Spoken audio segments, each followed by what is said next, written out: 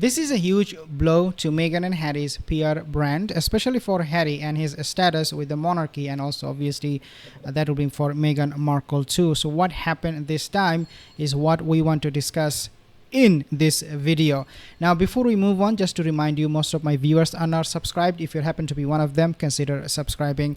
If you do not know, in 2016 obviously they were dating, Meghan and Harry, and Harry was not getting the full approval from the monarchy, from the palace or from the family, to go ahead and talk about his romance with Meghan Markle, especially not talking about in terms of how she was treated in the media at that time.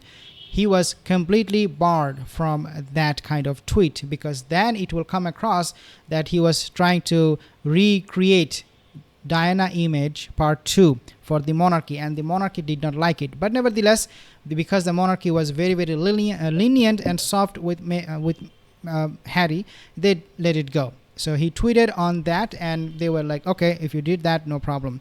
Now in the year of 2023, I believe it was on December 3rd, the monarchy said enough is enough, this cannot go on. That tweet on the website could not stay there anymore. So what they did, they in the year of 2023, the same year, December I believe 10th, so it happened December 3rd, not 6th, December 10th 2023, they took out that tweet from Harry. Now why they did that, this is the biggest question that we have to ask. Why? Because why the monarchy will do it? Is this because they don't like Harry? Is this because they are trying to send him a message? What was the main reason? What was the main purpose? What was behind all of this? Well, if you take a look at this article, you can see for yourself very clearly that the monarchy felt this is a very sensitive information he should not have shared. So why I'm saying this is a sensitive, it is not in the sense that he had a relationship with Meghan Markle, but there is something else going on. Take a look at this report. So royal family quietly deleted Prince Harry's rare statement confirming his romance with Meghan Markle from the website. In a groundbreaking 2016 plea, Prince Harry said he was worried about Meghan's safety as she had been subjected to a wave of abuse and harassment. Did you read it? Did you read it? She was subject to a wave of abuse and harassment. No, that is not what the monarchy wants right now. Why? Because it is far away from that. It is far away from that. Meghan was never subject to this kind of wave of abuse and harassment that Harry is claiming all the time. Why? Because the monarchy had those protection in place for Meghan and Harry. But Harry nevertheless went ahead and he decided to tweet about this, and their farm, they do not agree with this. So after seeing their behavior, how they're making excuse, how they cry wolf all the time about security and protection, they have decided, you know what, Harry, the tweet you have on our website doesn't make sense, it is not happening, so you are done. Prince Harry's groundbreaking statement from 2016 confirming the first time that he was dating Meghan Markle is no longer available on Royal British Family website. In November 2016, Harry's communications secretary released a rare statement condemning the wave of abuse and harassment experienced by then girlfriend Meghan after news of their romance became public. The statement remained on the royal family's official website in years since, but the link is no longer active. In other words, they took it out. The link, you cannot have that same statement from Harry for you to read. Why? Because again, as I said, Harry should not have posted or tweeted about that at all.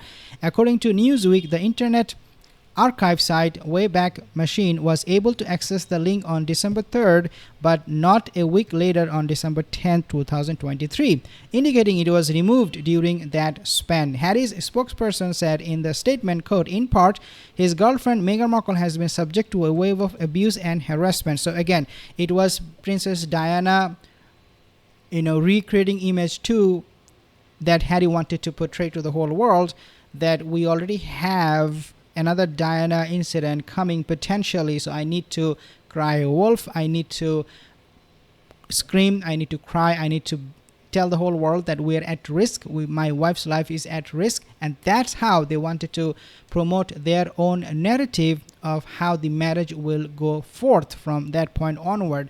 So the monarchy, they realized it. I mean, they should have taken it down way before the year 2023. But then they came to this realization that, wait a second, there was really no abuse taking place the way Meghan described. Yes, the media was after her. Yes, the media was following. Of course, the media will do that all the time. But the way they described the whole situation, it was awful. And so the monarchy said it is time for us to take some action. Some of this has been very public. The smear on the front page of a national newspaper, the racial undertones of comment pieces. So again, you can see a connection between why this was taken down and what Meghan and Harry recently said about the monarchy. Racial undertone. They wanted to promote this narrative that we are victim of racist abuse, and they even named two people, Catherine and King Charles.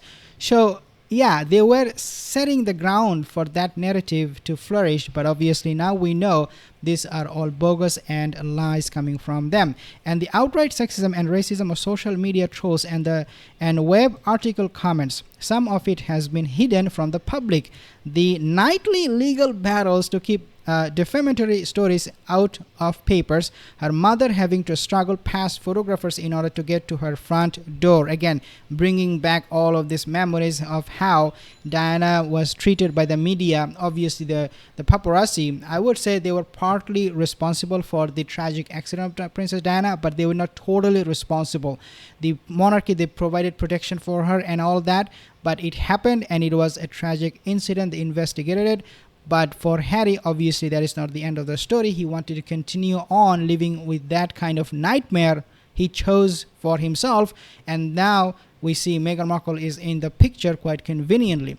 Prince Harry is worried about Miss Markle's safety and is deeply disappointed that he has not been able to protect her.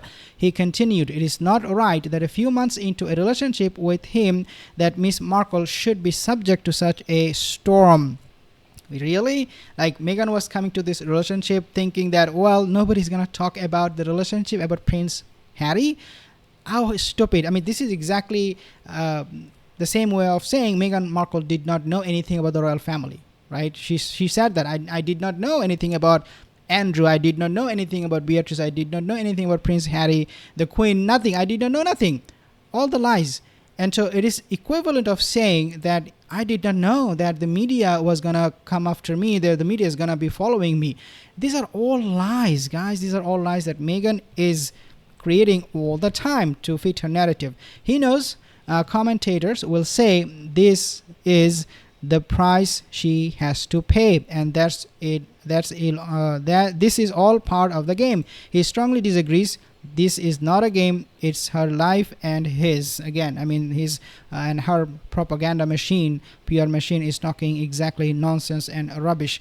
This absolutely makes no sense. So Prince Harry, good luck with your status with the royal family. They have deleted your tweets, your links. What they will do next, you never know. More surprise to come.